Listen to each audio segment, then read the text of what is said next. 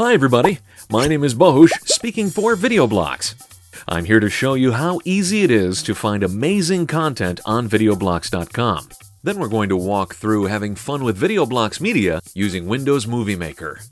You can easily add lots of production value and professionalism to your next project. Are you ready? Let's get started. Here's what the Videoblocks website looks like. The Videoblocks website is actually a powerful search engine and media browser. So let's type in our username and password. Now that we've logged in, we can start searching and previewing media. You can use the search tool right up here, or by hitting the browse button, you can kind of see what's new and what's exciting and check out categories. And this is a nice way to get started if you've never looked at Videoblocks before. Now there's a lot of royalty-free content here, and your subscription gives you access to all of it. There are no hidden fees later on. And what else is cool is that you can access your account from wherever you are. So you don't have to carry around bulky media, nor do you have to pay for clips, like in a DVD collection, that you won't ultimately use. You just download what you need and you can use it any way you want. Your Videoblocks subscription unlocks unlimited access to everything you find on the site. Fortunately, searching through all this content is really easy. Every page on Videoblocks.com has the search tool right here in the upper right. So we just enter in, let's say, newsroom. And notice there's a pull down where we can choose either search absolutely everything on the site or just video, just audio. So let's stick with just video and hit that little magnifying glass. And here are the newsroom files. Now what's cool is that this page is actually a media browser. So to get a preview of the clip, just hover your mouse over it and a little window will open up and actually show you an animated preview. And this is a great way to look through stuff very, very quickly. Here's the one I want. Let's download this one. So let's just left click on it to get more details and to actually download. So here's what it looks like. You get a preview again that you can play back. Scrub through if you need to see something specific. You also get some details and even Facebook stuff if you want to like it on Facebook or comment on it. This is very useful as the site grows. You're going to get peer reviews of each of these clips. So the red button is how you download, and that's all you have to do is just click on it and you're downloading. Note underneath it, you can see the actual specs of the clip. Now this is in HD. It's at 1920 by 1080. It's 29.97 frames per second. It's in QuickTime format, .mov format. And all you have to do to download it is just click download. And I'll put it in a folder on my desktop, which I've entitled Videoblocks Downloads. While that's downloading, let's look for a cool slow motion clip. There's a nice collection of slow-mo on Videoblocks. Let's find a cool one. Now we can search for it using the search tool at the top of the page. But if you look at the left, there's this column of categories, and that's another way you can search. You can actually see a wider selection of similarly themed footage all at the same time. Let's take a look at the categories. We see there's a slow motion category. If we click on it, we see that breaking and smashing is one of the categories. Let's click on that and take a look. Aha. Okay, lots of stuff here. And as we scroll down, we can see there's a slow motion old TV, a little different television being done in by a sledgehammer. Let's look at this clip right here. That's a different model of TV. Works well though. Let's see. There it is. Slow motion dropping and breaking, front view. So let's click on this and take a look. Here's the page for this video clip. It gives you all the details we got before. But notice one important difference. This is available to download in two different formats. You can download it in MP4 or you can download it in MOV.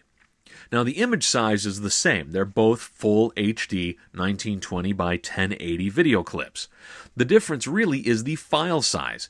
The MP4 is slightly more compressed, and so it gets you a file size of only 28 megs, whereas the full MOV is 236 megs. So actually there's a big difference between those two. Visually, the MP4 is more compressed, so it's really more designed for work that's going to go out on the web, or maybe you need to download a lot of clips so you can kind of experiment and preview. MP4 is great for that. If you're doing something a little more high profile, a little more high end, and you need the photo JPEG codec, well, the .mov is there as well. Just be prepared to wait a little longer to download it, and of course you'll need a little extra space. Also, not all nonlinear editors play nice with MP4 or MOV. You'll just need to choose the format that's right for you.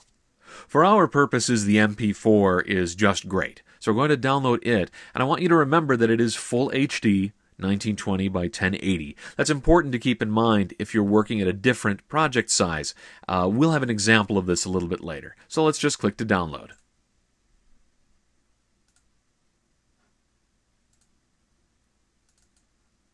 While that's loading, it's time to go looking for sound and some music. Now, we can use the search tool. We can use, audio has its own category browser. Let's just see what we get if we put in news. And we'll search just audio and click the magnifying glass. News. And hover. And again, you get those great little previews. Oh, okay, that sounds so newsy. So let's click on that. That's the one we're going to use. Here's the page with more details about the audio clip we were just previewing. You can hear it again if you need to. And you're presented with two choices for downloading. You can download an MP3 or you can download a WAV file. Now, it's the same caveat as before. The MP3 is compressed to give you a tiny file size, while the WAV is the full uncompressed audio clip. In my work, usually I'll use the MP3 if I'm previewing stuff, especially for a client, and then I'll go back and grab the WAV because they're not that huge. You know, they're not going to eat up your life through all this downloading. For right now, let's just grab the MP3 and we'll download it to my machine. So that's browsing Videoblocks.com, and in fact, that's how I found these clips that I put together into a demo project, just browsing around, letting things kind of inspire me and come to mind. And all of the text treatments and the special effects all come from Movie Maker. That's pretty impressive considering that Movie Maker is available for free. But because Movie Maker is designed to be a simple editor, there aren't a lot of editing tricks you can pull off. And that makes it important to have great footage and great graphics in your project so you don't kind of give away how simple your editing job really was. Let's take a closer look at these selections in Movie Maker. Here's Movie Maker running on my Windows 7 machine, and it's important that you get the latest version of Movie Maker because prior versions don't support MP4, and lots of the files that we downloaded from Videoblocks.com are in the MP4 format. And why not download the latest one? It's free. That's Movie Maker's main claim to fame.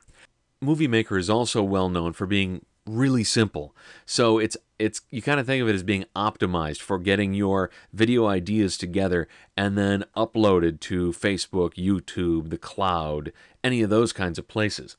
But it's a simple editor, so don't expect it to do alpha channel overlays or green screen or any kind of elaborate animated effects. But that's where Videoblocks can help. In addition to your camera footage, imagine putting pro stock footage, pro graphics, pro music in your project and really up the level of professionalism even without making the project any harder, because Movie Maker, like I said, it's really easy to use. Let me show you how easy it is to get Videoblocks footage into Movie Maker. You can click on this icon right here, and that'll open up a regular browser. I just happen to have the folder open on my desktop where I downloaded all of our Videoblocks stuff. Or you can just use an Explorer window too. So let's actually grab a couple of these guys.